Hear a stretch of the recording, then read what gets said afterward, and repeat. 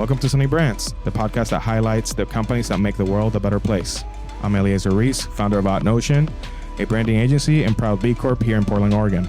And here are my co-hosts. Hi, this is Rebecca, CEO and co-founder of the Impact Collective, also a certified B Corp in Portland, Oregon. And I'm Sarah. I am the other co-founder of the Impact Collective.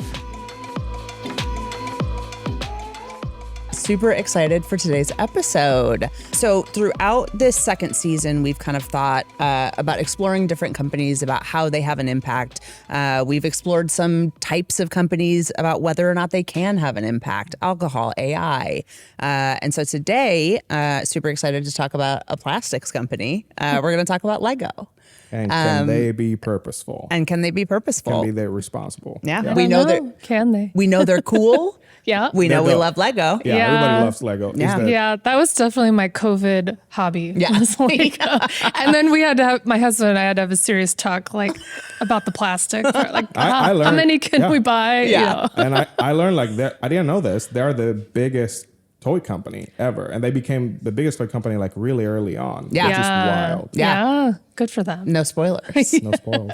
So Lego, privately held family-owned company, and they're HQ'd in Denmark, which I have a feeling is going to have bearing on a lot of today's dialogue.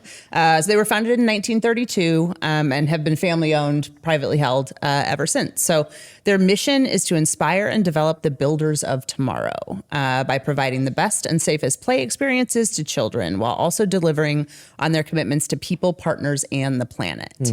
And by some off chance, if anybody listening doesn't know Lego, If you live under a rock. Yeah. Yeah. Does anyone not know Lego? Yeah, if anybody doesn't know Lego, I feel sad for you. Yeah. But they do, they make plastic bricks that you build things with, and they have lots of partnerships and all kinds of stuff. They had $4.5 billion in revenue in 2024, so massive company. And so a couple fun facts before we dive into the impact piece. So over 36,000 Lego bricks are molded every minute, and 7 Lego sets are sold every second.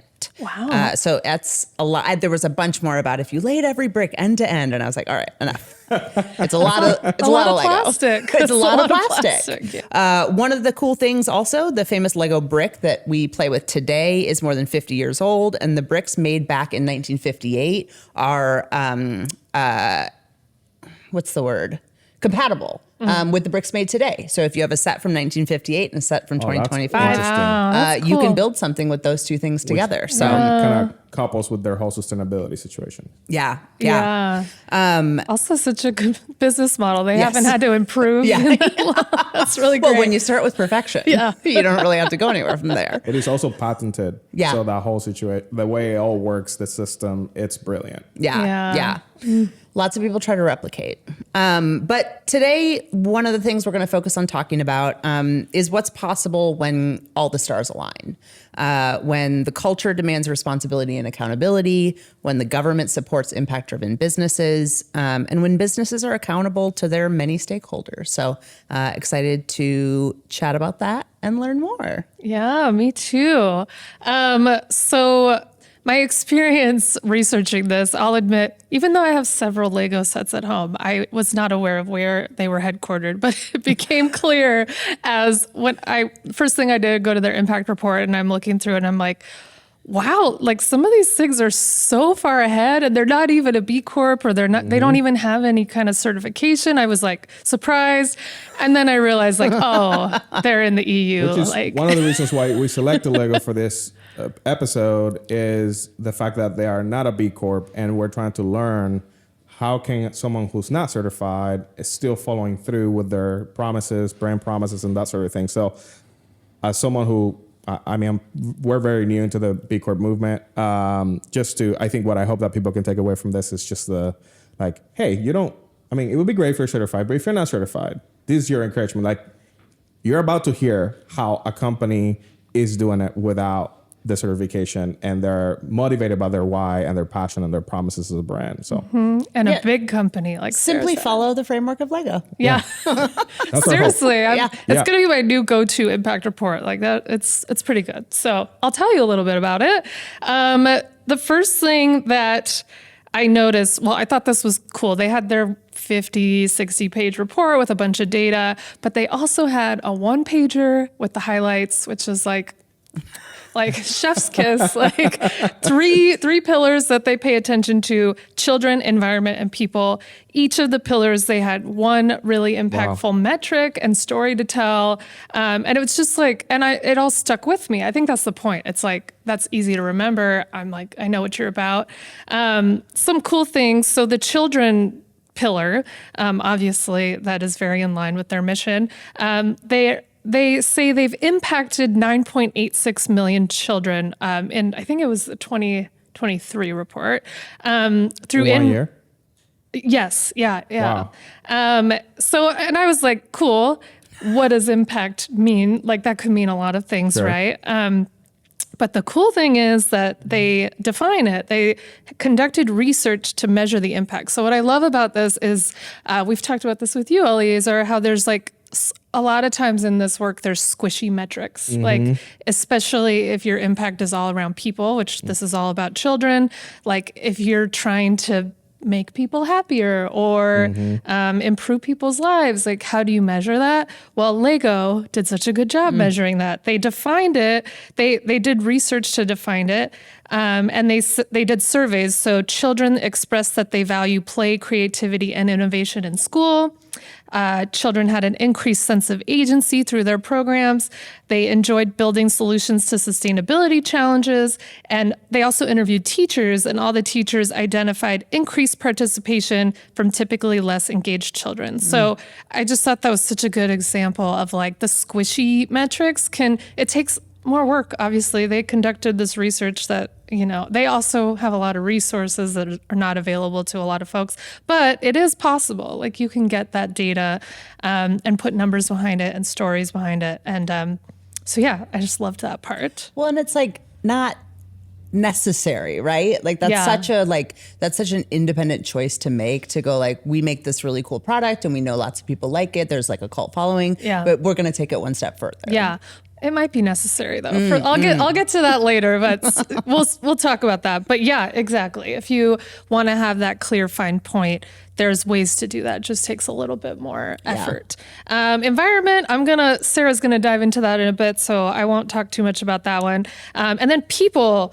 So their big thing with people is that they have females at the director level, and I was like, a lot of times you see this with I would say Lego's history is a little more boy heavy, like patriarch, like it started with trying to target boys for their toys, So I was like, how many, it's probably they're like what, 20% females at the director level. They actually have 42%. I was like, that's actually very, I was impressed by that. It's a good number. I know. And the thing that's really cool, they have programs to talk about menopause. This might have been the moment when I was like, they're not based in the US. Like, what? I've never seen that before. And here it did say the programs are in the UK, Denmark, and Singapore to be rolled out globally at a later date. But still, I'm just like, more of that, please. That's wonderful. You cannot just drop the bomb of they have a program for menopause and not tell me what it is about. What's the program? Well, they don't really talk about it. They just build awareness about like because that is a big problem I see in the US. Like we don't talk about it. It's this kind of like taboo. Yeah, exactly. We don't talk about women's health in a way that's Yes. practical or sort of like straightforward. Yeah. So kudos to them. I thought that was really cool. Love that. And then the big thing I wanted to talk about today is governance, what I always talk about. Your favorite. They have a whole section about governance in their impact report. They list out really clearly who makes all decisions related to their impact, how and who is monitoring it, and who is held accountable. Like they put the names and there's tiers, and like it's just so clear where the power lies, who who's held accountable. Like I said, like it's just, I've never seen it listed out that transparently, which was really awesome. And specifically around their impact related decisions versus like a lot of times you see the board structure, which is related to all decisions, but this was about their impact related ones. So that was great. And then, so this is I used to be a CPA, and this is where it gets a little nerdy, but I was reading through and like, as I'm going through, I'm like, this looks a lot like, financial statements that like an audit report. Oh, gotcha. And I'm like, the way it's laid out, it kind of reads like an audit report, even though it's their impact report. And then at the end, I find out it was audited by PwC, which is one of the big accounting firms, which I was like, wow, good job, PwC. If this is part of your business model, very smart. I also was like, so there's a big in the accounting where we don't have enough accountants right now. Like no one wants to be an accountant. They become one, they leave. I am one of those people. Yeah. Like I hated it. But frankly, if I was able to audit impact reports, I might still be a CPA. I could have had a whole different path. Little branch of business for you. I was going to say, let's get that license back and add a service line. That's an interesting thought. Yes. Yeah. I was going to say I might not be on this couch if I had done that, but still, anyways, great move by them but the whole thing that's so cool to me is that says they are treating their impact data as importantly, like as putting as much effort into it as their financial data.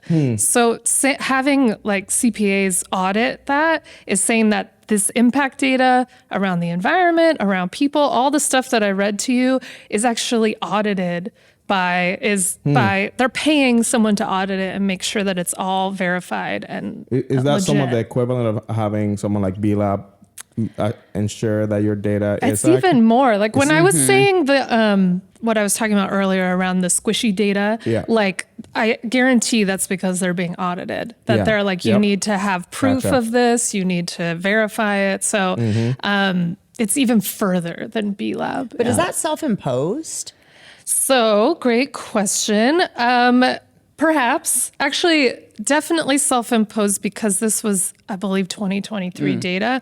But come to find out, this is actually a requirement starting in 2025, actually this year, in the EU, all companies of a certain size, like Lego size, publicly traded companies. I think it's 100. If you have 150 million in revenue, you're required to have an impact report, and it has to be audited. Europe is always ahead. It's just wild, isn't it? And it's so far ahead of like all the companies we've looked at, which include B Corps and companies I admire. Like this is even further ahead. One of the things that make me passionate about that is like certifications. They're great. We need them in the state of America and like where we live and how things are done. We need them because they're basically are the patch for not having that required at a government level. Yep. So like I understand the importance of it, but I look forward to a world where you don't need them. And Europe is that way, where you don't need certifications because the government has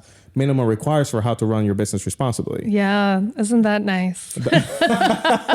And I keep saying like what our mission is at OutNotion, which is to make purpose popular.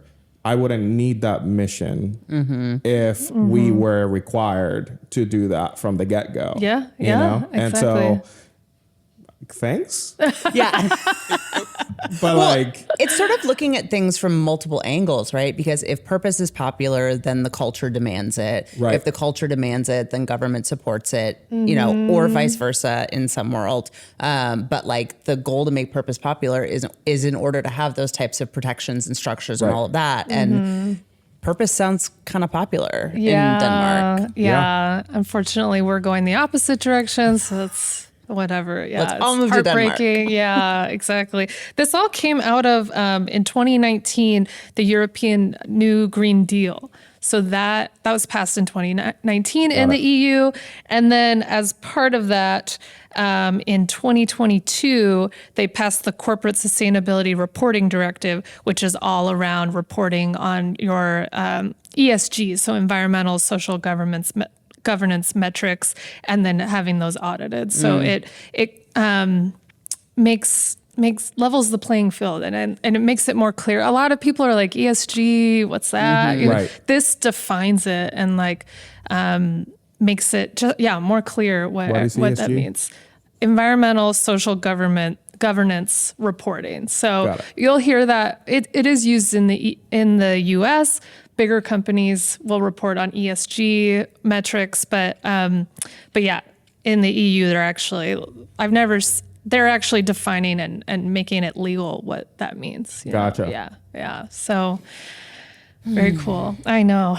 That was my reaction. Like, oh, this is how it could be. Yeah. Yeah, it's almost a world where our businesses are obsolete. I was gonna say, I right? don't think Which is like we'd be in business, or I'd be an accountant. totally. Yeah. And We would audit, I Yeah. guess. Yeah. And I, you know, not to get political, but I think the argument that America is making is that we want to give the freedom to people to make that decision. And so then got it. So then our job, my job, your job, and is really to like inspire others to make that move. You know, and to think about that, think in those ways, and to prove that people, planet, and profit, you don't have to sacrifice neither of those things in order to thrive in business. Yeah, And so yeah. it's the kind of the case study that we're trying to prove, even through all these showcases of all these brands that we're trying to prove, like, this is possible. You can do it. You know, you don't have to sacrifice it. But it's so much slower. That's Yes. my biggest problem in our business is just how long it takes. Like we can see what's possible, but it just takes so long when we don't have the support of the government, right? Right. You Yeah. know? Yeah, unfortunately. I wanted to say one last thing. This comes back to my CPA background, I guess. This part I Back up on loved. that Google sheet. Yeah. They had a whole section on responsible taxation. And they state in their report, we recognize that taxes that we pay are an important part of our contribution to the societies in which we operate. Wow. And they embrace responsible tax principles, which include ensuring they pay their fair share of taxes, proactively manage and mitigating tax risks, engaging with policymakers to support transparent and responsible tax practices. Can you imagine in the U.S., like companies being like, I want corporations to pay more? Yeah. I mean, isn't that the, you know, I'm going to bungle the stat, but it's like, you know, if the top 5 highest grossing like companies in the US like actually paid their like fair share of taxes, our national debt would be like wiped out. Yeah. Right. And Yeah. it's just like, so why are we cutting Medicaid? Yeah. Like, I actually think there's like a thing right there Yeah. that just nobody's willing to do. That was one of the surprising things with Dr. Bronner's when I looked at they were very transparent about where their money goes, but they still only paid like 4% in taxes, I believe it was, which was like not that much. Yeah. So, but yeah, if you want to go look at Lego's report, you can see exactly how much they pay. They actually pay 13.7 billion Danish kroners. Billion Danish kroners. I don't know what that. Oh, I just looked that up earlier. I think it's more dollars. No, it's less dollars. Oh, anyways, sounds like a lot. You can look at all the categories, they break it down, but yeah, that was just so lovely to see. Props to them. I don't view taxes that romantically. That sounds amazing. I do. I don't know if I'm like that romantic about it, but especially when it comes to corporations paying their fair share, that I can get behind. You know? Yep. I don't like paying my taxes, but Rebecca says I have to because we're financially tied together as a business. But like, I think it's an indication, right? It's an indication again of what we're talking about here about like a culture that demands it, right? Companies who aren't like lobbying against, you know, a corporate tax rate, about governments who are enforcing corporate tax rates, about a society who expects that, right? And like, that's the dream. Yeah. Yeah. Well, that is what I love about Portland is that we always vote yes for everything, Yeah.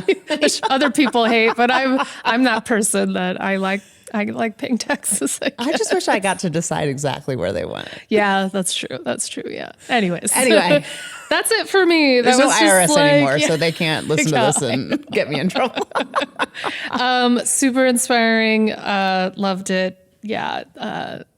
Go Lego. Good for you. Awesome.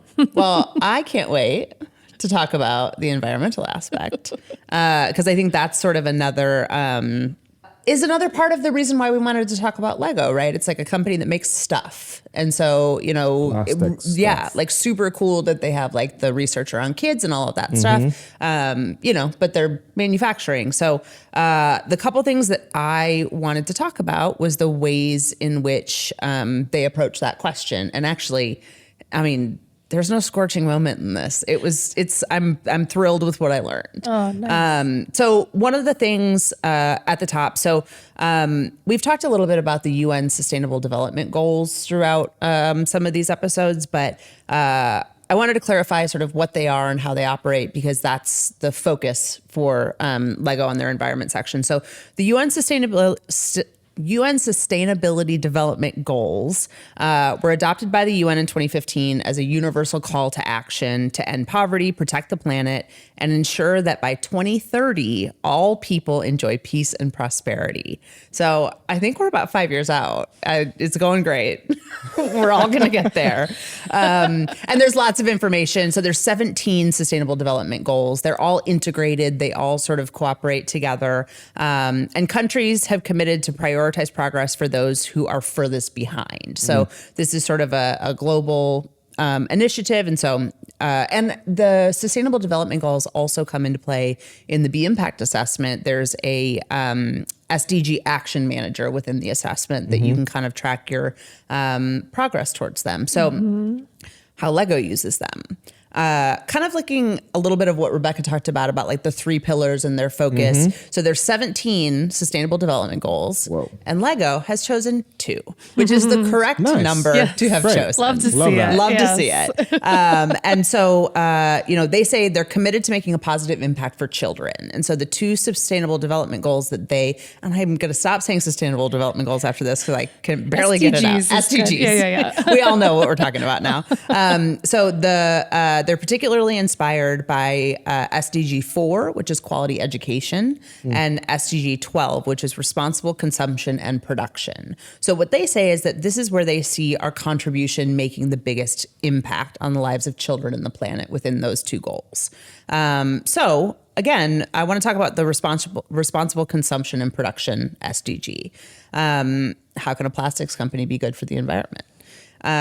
So what Lego says is that we believe we have a responsibility to continue to reduce the environmental impact of our operations. And so it's not, what I loved about sort of everything I learned about them was it's not just simply a like mitigation strategy of like, let's do less. It's actually like sort of swinging the other way. So the ways that they approach that, their core product to make their core products from more sustainable materials.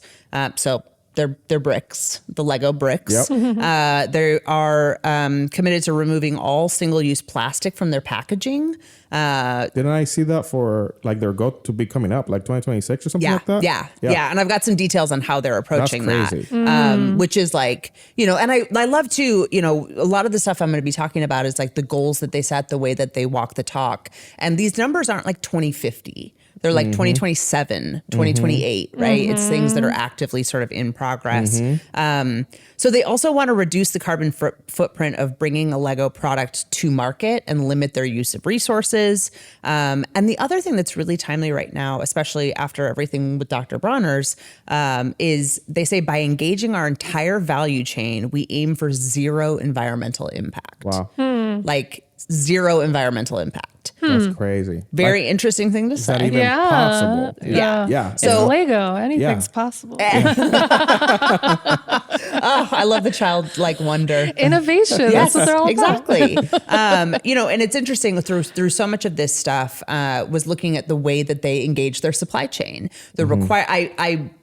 This is not a 4-hour podcast, so I decided to I'm limiting myself, but they have so much rich information if you're interested in learning more about that and the way that they handle their supply chain, but it's great. So some of the ways that they walk the talk, they actually, and this is always the first thing, it's like money. Like, where did you spend your money? So they increased spending on environmental initiatives by 60% in 2023 versus 2022. Wow. Again, huge. that's not For a like, company that big. That's I a know. massive yeah, percentage. that's not like a little bit of money. That's Right. a lot Is of that money. a shift in their strategy, I wonder? Yeah. Okay. Yeah. Interesting. So I'm losing track of all my spoiler alerts. So I'll just say it's a shift in their strategy. So one of the scorching moments I found was that in 2014, there was a big sort of kerfuffle that Greenpeace brought to light that Lego had a partnership with Shell Oil. And they were doing, and it's like something really silly. They were doing like Shell branded sets, I see. and things well, like that. yeah, the cars. Yeah. that makes Yeah. sense. So like all the different big sets for parking lots and that sort of thing. Yes. Using their brand and that sort Yeah. of thing. Like promoting Shell. That makes Yeah. sense. Yeah, Yeah. I see. And so from that, so Lego, and again, this is like a huge props. Like Lego cut that partnership after sort of that being brought to light and Which is brought huge. to their It's basically attention. like what the Clean Creatives did, but Lego did it with Yes. like, we're not going to partner with this brand. Clean Yeah. Creatives did, we're not going to work with fossil fuel companies. Exactly. Yeah. That's yeah. crazy. And so I think from there, I think that was one of the moments that sort of started leading to this shift in strategy. And they have, so increased spending 60% in 2023. By 2025, we plan to double our annual spend compared to 2023. So by 2025, it'll be 120% of what they spent on environmental initiatives in 2022. And like, I've got a bunch more stuff to say, but that to me is like you're willing to actually put the investment in and put your money where your mouth is. Where's that coming from? Are we going to pay more for Legos now? You know what? I would. Yeah. Yeah, if they told me that, I would. The crazy thing to me, knowing that they are not required to do any of this. Yeah. Well, some of it. Some of they it, are yeah. required, but like to see that a lot of this is coming from a conviction. And when I talk about branding a minute, like, that's Yeah. crazy. Like the conviction to build a company to the level of just making sure that they're covering all their bases when it comes Yeah. to their impact to the environment and the world. Like that comes from an inherent belief Yeah. within their brand that they owe this to their communities and the societies that they serve. Yeah. They don't believe that they can just go along and make all this without realizing how it's going to impact everybody else. Yeah. in that. Totally. So it's just, Well, yeah. Especially if your focus is children. Yeah. I mean, like you better be saying you're doing something for their future, Yeah. right? You Yeah, know, like totally. I'm sure that's part of From it. a brand perspective, yes. Yeah. And I think Yeah. a lot too of what we talk about in with a lot of these different brands is like a common denominator that I see in successful impact driven businesses is a recognition of the long arc of history, right? Like it is not about like this quarter's profits because this stuff, and this is what Rebecca and I talk to our clients about a lot, which is like purpose and profit go hand in hand. Like Lego is making big investments in like environmental, like sustainable infrastructure. That's risk mitigation. That's protecting their business in the long term and their operations and their ability to access materials, like Right. all of these things, it's not like it feels good, right? That's like, at the outset. And then you dig into it and you're like, that's a sound business practice, Yeah, right? With all that spending, so here's a few of the ways that that's kind of showing up. So they're increasing their capacity and production of renewable energy at their sites. So they've reduced absolute emissions by increasing production of renewable energy. In 2023, they actually started construction on 2 new factories that include on-site or off-site solar facilities that will eventually have the capacity to meet the total annual energy requirements of each factory. So that's another piece, right? Where it's like, it's a big upfront investment so that these factories will be able to be self-sustaining and run on that solar energy. So they've increased investment in solar. Really cool. They have a plan to build a solar park in Billund, Denmark, where they're HQ'd. And the ambition is to cover the energy requirements of all offices and sites across the town. And it's expected to be operational in 2027. So they're really a lot of these pieces, and I've got more stuff on that, but I think I want to get into the packaging piece. But really all of these are just really like reinforcements and definitions that they are walking the talk, that they're sort of leading, they're impact driven, leading with their mission and making decisions with that stuff in and mind. I bet they got some government incentives for that too. I bet they did. Great. Wouldn't that be cool? Not just removing all of their DEI because of threats. So here's something that's cool. Tell me exactly how you feel. Don't we all? I love when you said like, I don't want to get political. And I was like, I do. I do. I desperately do. But so Lego has really clear and specific targets. So 2023 short term, we set an annual KPI to track carbon emissions across our own production sites. In 2024, this was added as a pinnacle KPI to our performance management program. So they set a baseline. So 2032 is their near term. We have a target to reduce our absolute GHG emissions by 37% by 2023 against a 2019 baseline. So again, they're setting a baseline, they're creating targets. They were actually the first large toy company to announce a science-based emissions reduction target. So just leading the way. And then 2050, they're long-term, pledging to achieve net zero emissions by 2050. Submitted their intention to the Science Based Target Initiative in 2023. So they're working with the SBTI to develop a target, which covers scopes 1, 2, and 3. So again, it's like, that is the one, when I said like these near-term things, like 2050, when somebody says like, we're going to achieve net zero by like 2028, it's like, how and what, and so they've set these targets that are just really like achievable and lofty. And they're working with like expert partners. But also when people say like 50 years from now, it's like, okay. 2050. I would love some benchmarks. Some checkpoints along the way. Well, that's what's happened with a lot of net zero 2025, 2030 goals. Like no one was held accountable, but anyways. Well, I would love to say, here's all the things I'm going to achieve by 2050 and then reap the benefits of the marketing of all of that and then never have to do anything. Exactly. Exactly. But I will say, so they don't just share their wins. So one of the things that they put in this report, in 2022, emissions went up. Lego, the demand for products increased.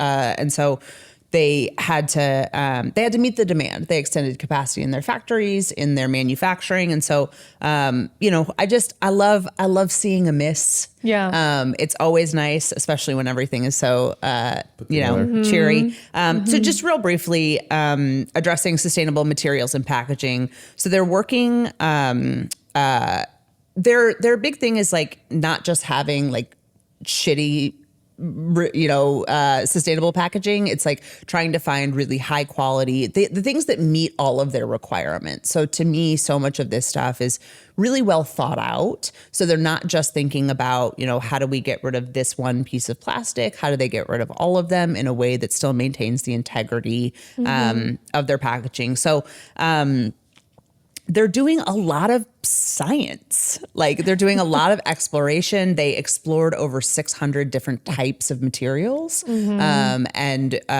moved forward with like 2 of them. Well, they're a bunch of engineers, right? Yeah. That makes sense. Yeah, exactly. And so it was really cool to see them sort of lay out all of their process. And then, so in terms of circularity, I think that's the last piece here is like the Lego brick is designed to inspire endless creativity and be durable and strong enough to be played and replayed countless times across multiple generations. So like we said, the bricks from 50 years ago fit with the bricks from today. And they also, introduced a program called Lego Replay. And so it's basically a donation program. And so if you have a bunch of Legos, you're not using all of them, they have a system that they take them back. They work with a nonprofit to distribute those donated bricks to children in need. And so there's just a lot of intentionality and like thoughtfulness. And I think that was sort of my big takeaway, was that Lego relies on experts. They really, they have their sort of core mission, their core why, and their core expertise. And then they bring in the Forest Stewardship Council. They bring in the UN SDGs, the nonprofits for their donation programs. They're seeking the people who are experts in their areas and fields to contribute to this type of progress. And I think that is like you can't just huddle in a conference room and come up with a strategy for a thing you don't know anything about. Right. And so they're bringing the people in and actually listening to them, which I hugely commend them for. Nice. Yeah. Awesome. The one thing you said about they had to meet the demand. I'm like, did they? That's the whole AI conversation. Like we're building more renewables to meet the AI demand. It's like, do we need to consume that much in data? But do we need more Legos in the world? But everything else really good. Yeah. You have to have a slightly scorching moment. Yeah. They're still a business after all, aren't Yeah. they? Yeah. I think the thing that got me the most, there's a few things, but I think I always find a lot of interesting things when I start to study like the founder story. So who founded it? He was a carpenter.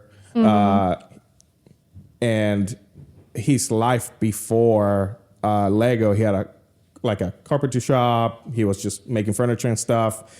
He's very religious. He's like donated a lot of like carpenter work towards his church, and he had a faith crisis. Someone died in his family. He had 2 fires on his wood shops. Like I always find when I do brand strategy with a lot of folks, I always like figure out like, why did you start this? And I typically find a lot in just hearing their story. And so one of the things that really got me is all the hardship that they went through at the very beginning. And they gone through a lot of other crap during the entire thing. I mean, they had, he almost, Ole Kirk Christensen, which was the founder, he almost filed for bankruptcy. Lego almost filed for bankruptcy. Not that long ago, like I think in the 2000s, they had a whole like terrible decade of like finances and all that stuff. So like I always find it fascinating.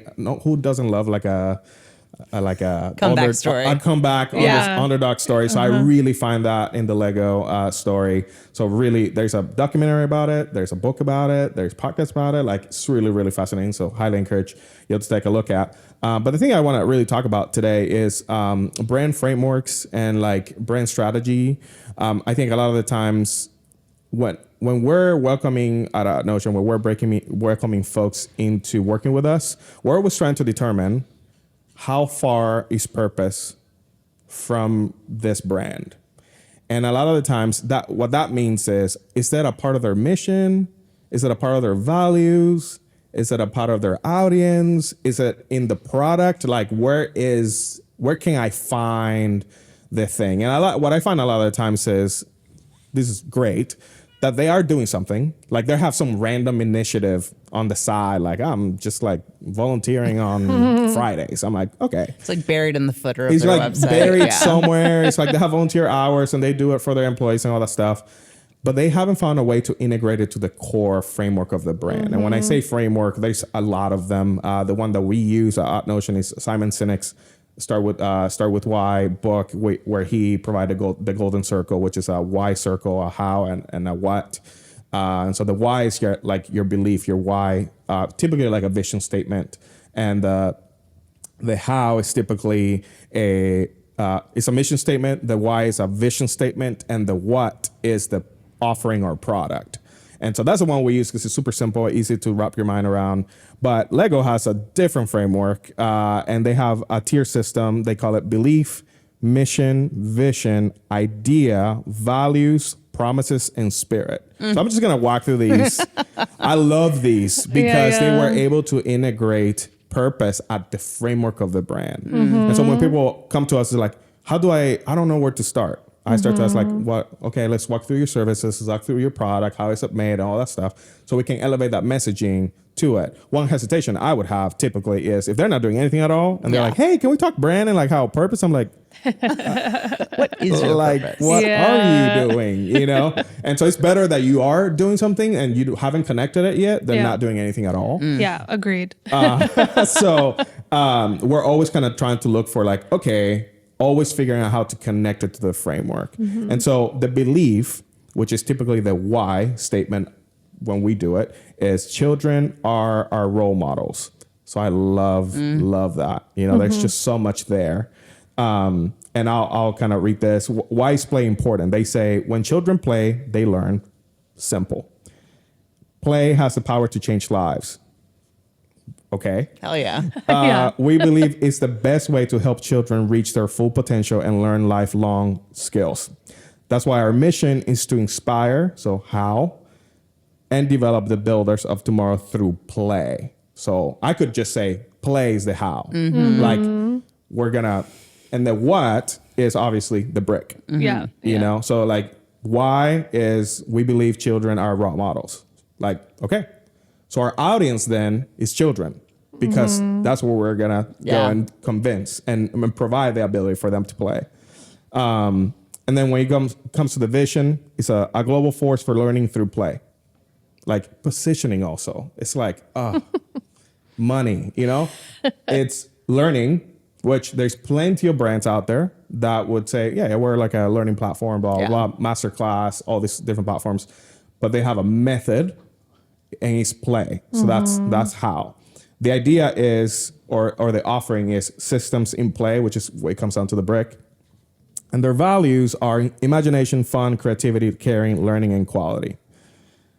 The thing that got me the most and the thing that we spent the most time talking about in this episode is one of their promises, brand promises. And it's the thing that they're delivering on very clearly through everything y'all talked about. So their promises is play well, people, succeed and grow better, planet, positive impact, and partner, mutual value creation. So we spent a lot of time talking about the planet piece. Yeah. And again, if I were to like poke at anything, is that planet is not in their belief, it's not in their mission, it's not in their vision, and it's not even in their idea. It's not in their why, it's not in their how, it's not in their, so what they're changing is the what. Yeah. How they're making that brick is really where they're integrating that value and belief. So like that's when people come to me and they're trying to like, yo, like I'm doing this. I don't know if it's like on the right tip or whatever, but this is the thing that we're trying to accomplish. So like, oh, look at Lego. Like, look at Tom's. Yeah. Look at all of these different folks that have found a process that didn't reinvent the wheel to provide impact. They use the thing that they already were doing to provide the impact. Yeah. And so for them is, we're going to use the brick, which is the vehicle for play, but we're going to make the brick so it's sustainable for everybody else, which delivers on their promises. Yeah. Yeah. It sounds like they're like, making the brick, they must realize the environmental impact of that. So a big piece is looking at what are the negative impacts of whatever you're doing too. So it sounds like the environment focus came from that. Like clearly the plastic brick has a big environmental impact, right? And again, he started as a woodworker. That he started making wooden toys before plastic was a thing. And so there was like, I wonder, like maybe the fires inspired him to. Yeah. I was like, Or what? but it's just one of those fascinating things that, again, I'm someone who's always in the branding space. I'm always trying to figure out what can I imitate, from other brands. What can I learn from other brands? And I think the thing with Lego is they found not at the very heart of the brand. They found purpose there. It's very purposeful to teach kids and through play. That's all wonderful. But sustainability in this case, they didn't put it at the center. They didn't put sustainability like Patagonia. Patagonia, it's saying Earth is our only shareholder. Yeah. The comparison there is that Patagonia said, no, our why at the very center is sustainability. Lego didn't do that. Yeah. Lego's like, no, it's our promise that we will do that. It's not centric, but it is one of the ways that we're going to do it. Yeah. I think that speaks to responsible business is about, there's like really great social enterprises, organizations that whole purpose is to have a positive impact. But then there's responsible business, which is making sure that you're not having a negative impact, right? So it seems like they, thank goodness, took that approach. And I think because of what we talked about with government and all that stuff, that's like a requirement now, at least in the EU, hopefully in the US one day. But yeah. Well, it's also kind of speaking to it speaks to what's possible in terms of like, rather than Lego then going like, okay, we've nailed it with the kid demographic. What can we do with the teens, and how do we get? There's plenty of adult Lego people, but it's like, rather than looking then at like, how do we expand, or how do we do, what if the bricks weren't compatible, and then now we have a whole new segment, right? It's like, it's then thinking about like, we've nailed our why and our purpose. We're going to expand into like more of the research aspect, into more of the environment. It's the deepening of their purpose rather than the expansion of it, the growth for growth's sake. And I think, again, that's just like, this concept of like how nice it must be to just go like, okay, we're really having this impact. What now, without taking our eyes off the ball, what else might we be able to look at? And that's what's possible. So takeaways. Wait, I want to hear what spirit is. I'm so curious. Oh, my bad. Only the best is good enough. So it comes out to their quality. Yeah, the quality of things, which is the way in which they make things. It's a big part of it. Yeah. It Cool. goes back to the way that grab 2 Legos and just like clip. Yeah, So satisfying. So So satisfying. satisfying. Oh, yes. So that goes back to like the quality, precision. There's some crazy math around the millimeters for Yeah. that thing to click and sound as wonderful as it does. Yeah, I heard so, it was yeah, it as goes back to big that. as a red blood cell. Is like the It's wild. That's their It's wild. margin of error or Yeah, whatever. Yeah, yeah. that's wild. That's pretty small. Great. It's really small. So takeaways. What's possible? I think like the getting the culture on board and the government on board, and just all different sectors and different stakeholders, frankly, when they're all in line with how their vision of a better world. Like, look what happens. Like, Lego didn't have to do any of the things we talked about, Right. but they're both required and they care. It's kind of two things. Like, it's a requirement, but they clearly actually care about it too. And that's why advocacy is so important. Yeah. Yeah, I think that's just my takeaway is like, you can make $4.5 billion and Yeah. still be cool. And I will also say you can also be very small, like, and make a difference. Yeah. Yes. And I think the takeaway for me again is how can you integrate responsibility into the brand framework and not just leave it on the sideline of the thing that you're doing. Like think really how that connects to your why, and ideally think before you started how this thing that you're about to do connects to your why. Love it. Yeah. Well, that's it, y'all. Thank you for joining us. You can get the episode show notes and transcript on our website, sunnybrandspodcast.com. If you have ideas or suggestions about any companies you'd like for us to take a look at and dissect, you can drop us a line at hello@sunnybrandspodcast.com. And if you want to learn more about the Impact Collective and all of the things that we do to help companies live out their purpose, you can find more information at theimpactcollectivepdx.com.